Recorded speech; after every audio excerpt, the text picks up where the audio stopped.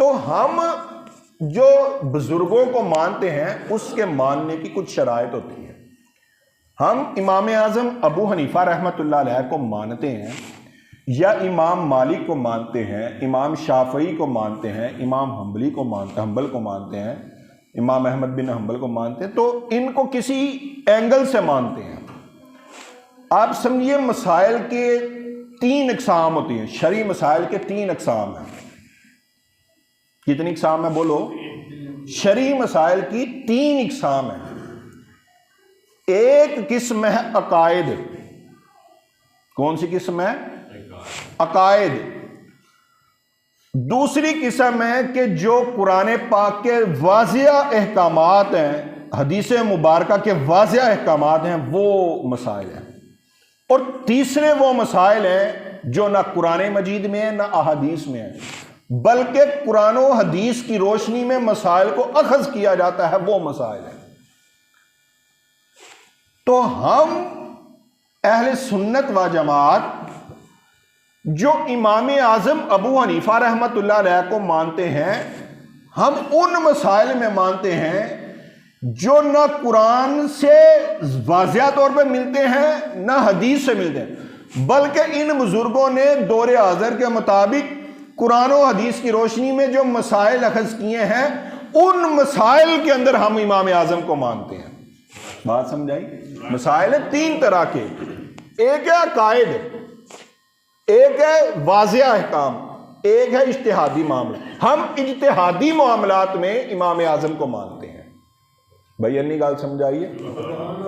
اب دیکھیں, آپ کہیں گے, پہلے آپ سمجھیں عقائد کیا ہوتے ہیں. عقائد ہے اللہ ایک ہے, اللہ وحدہ لا شریک ہے, حضور آخری نبی ہیں, قرآن آخری آسمانی کتاب ہے, فرشتے معصوم ہیں, قیامت آئے گی. یہ وہ چیزیں ہیں جن کے اوپر بحث نہیں کی جا سکتی. یہ عقائد ہے. عقائد کے اندر امام اعظم ابو حنیفہ کا بھی یہی مسلک ہے, یہی موقف ہے, یہی عقیدہ ہے. عقائد کے اندر امام شافعی بھی یہی بات کہتے ہیں.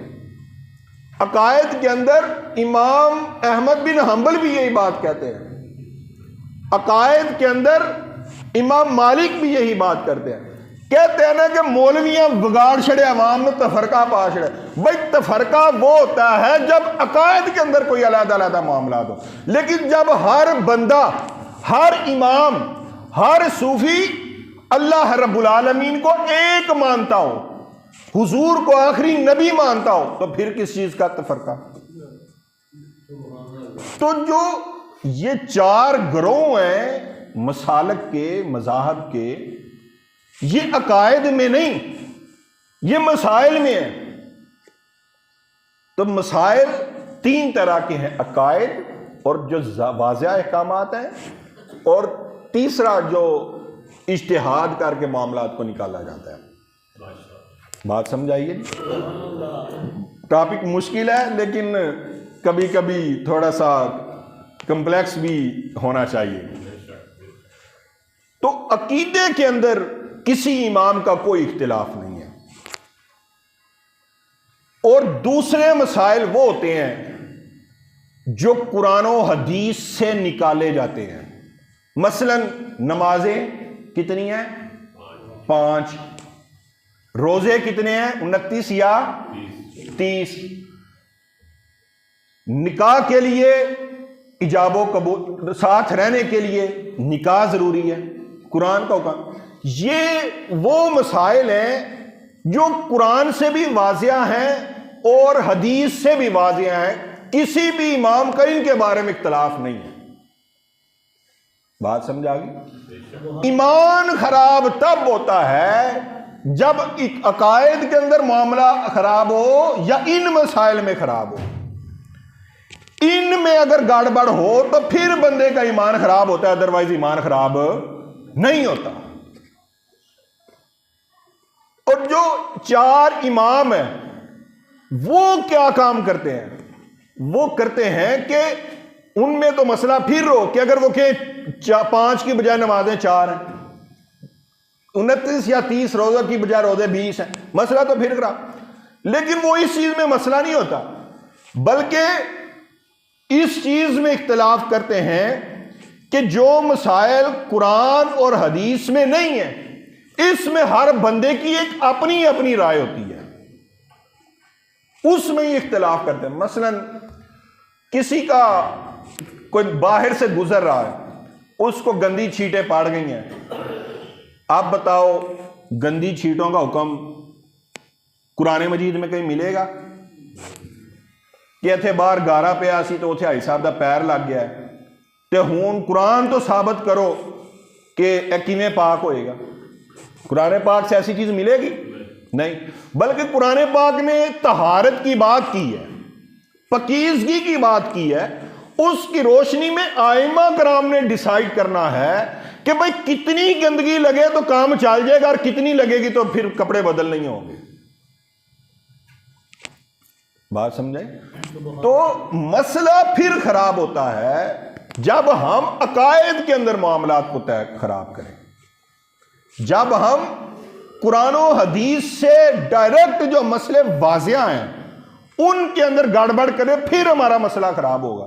لیکن جو ان کے ساتھ چھیڑ خانی نہیں کرتا اس کا ایمان بالکل سلامت ہے، کیونکہ وہ عقائد کو بھی مان رہا ہے، وہ قرآن کو بھی مان رہا ہے، وہ حدیث کو بھی مان رہا ہے۔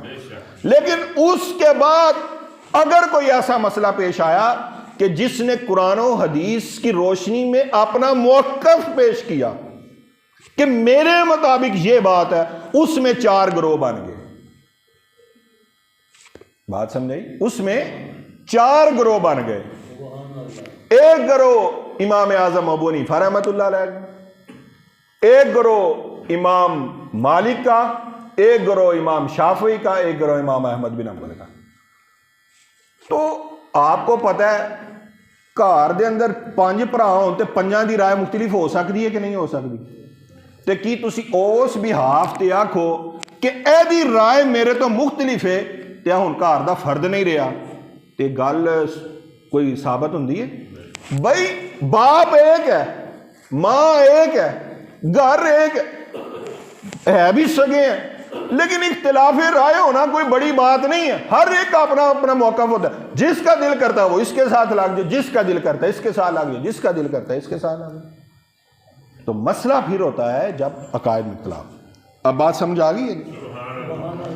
تو یہ ہمیں اس چیز کی ضرورت کیوں پیش آئی، اب میں آپ کو بتاتا ہوں۔ آپ اس لکڑی کو چھپڑ میں اگر پھینک دیتے ہیں، یہ پورا مہینہ گندے پانی میں رہتی ہے، آپ بتائیں اب اس لکڑی کو کیسے پاک کرنا ہے؟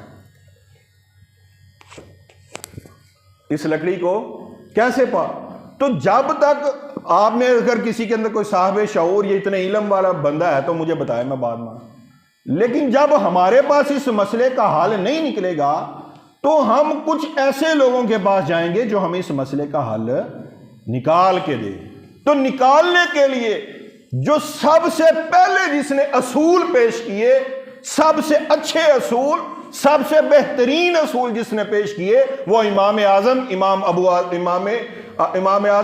ابو حنیفہ رحمۃ اللہ تعالی علیہ، جنہوں نے اصول پیش کیے۔ ان کے علاوہ کوئی ہستی ایسی نہیں گزری جو وہ دین اسلام کے اصولوں کو چیلنج کر سکے یا اپنے اصول خود بنا سکے۔ اب داتا علی اجویری کتنا بڑا نام ہے، بات سمجھتے ہیں کہ نہیں؟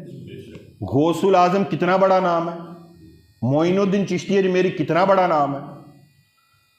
بھائی یہ بھی اس لیول پر نہیں کہ دین کے مسئلے خود نکال سکے، انہوں نے بھی امام اعظم ابو حنیفہ کو ماننا ہے۔ اب کوئی کہ داتا علی اجویری ہمارے لیے حجت ہے، لیکن داتا علی اجویری بھی وہ ہستی ہیں جنہوں نے حضرت امام اعظم ابو حنیفہ رحمۃ اللہ علیہ کو ماننا ہے۔ غوث اعظم سے آگے کوئی ہستی نہیں، ولایت آپ کہتے ہیں آپ سید الاولیاء ہیں، انہوں نے بھی امام اعظم ابو حنیفہ رحمۃ اللہ علیہ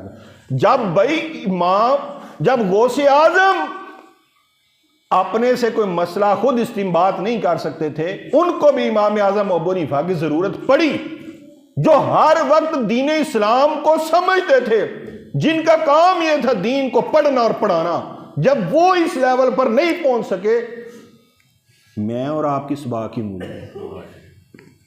بات سمجھائی کہ نہیں آئی؟ تو یہ ہر بندہ اس لیول پر نہیں پہنچتا، یہ بڑے آگے کے درجے ہیں۔ اب میں نے آپ کو یہ مثال دے کے سمجھا دی۔ تو جو بندہ مسائل کو اخذ کرتا ہو اس کو مجتہد کہتے ہیں۔ جو بندہ مسائل کو اخذ کرتا ہے اسے کیا کہتے ہیں؟ مجتہد۔ اور جو ان کے مسائل پہ عمل کرتا ہو، ان کے مسائل سے سیکھ کے کچھ نہ کچھ لرننگ کر کے اپنا معاملہ چلا رہا ہو، وہ مقلد کہلاتے ہیں۔ ہم مقلد ہیں، یعنی ہم تقلید کرنے والے ہیں کہ یہ جن 4 لوگوں نے اپنا موقف پیش کیا، ان موقف پیش کرنے والوں میں ہم جس کو مانتے ہیں وہ امام اعظم امام ابو حنیفہ رحمۃ اللہ تعالی علیہ۔